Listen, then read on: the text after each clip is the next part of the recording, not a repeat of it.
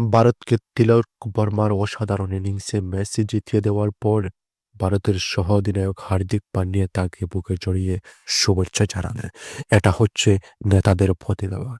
একজন টিমের একজন প্লেয়ার যখন দুর্দান্ত খেলে তাদেরকে এভাবে শুভেচ্ছা জানানি অত্যন্ত জরুরি। তাই হার্দিক পান্ডিয়া কি করলেন? যদি নিজেও এই সিরিজে অধিনায়ক এবং সহ-অধিনায়ক পদটি পাননি, সহ-অধিনায়ক হিসেবে অক্ষর প্যাটেলকে ঘোষণা করা হয়েছে। তাই হার্দিক পান্ডিয়ার তিলক বর্মানের প্রতি যে ভালোবাসা সেটা তিনি প্রমাণ করিয়ে দিলেন।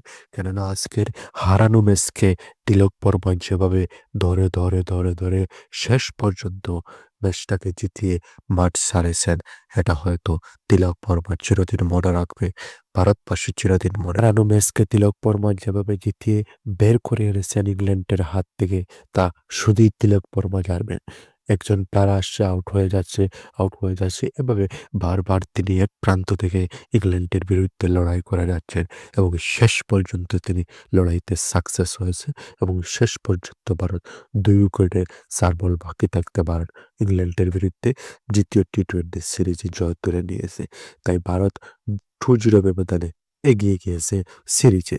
তাই ভারতের প্রতি রইল শুভকামনা এবং তিলক বর্মা, তুমি জ্বলে ওঠো। ভারতকে বিশ্বের দরবারে তুমি সুনামের সহিত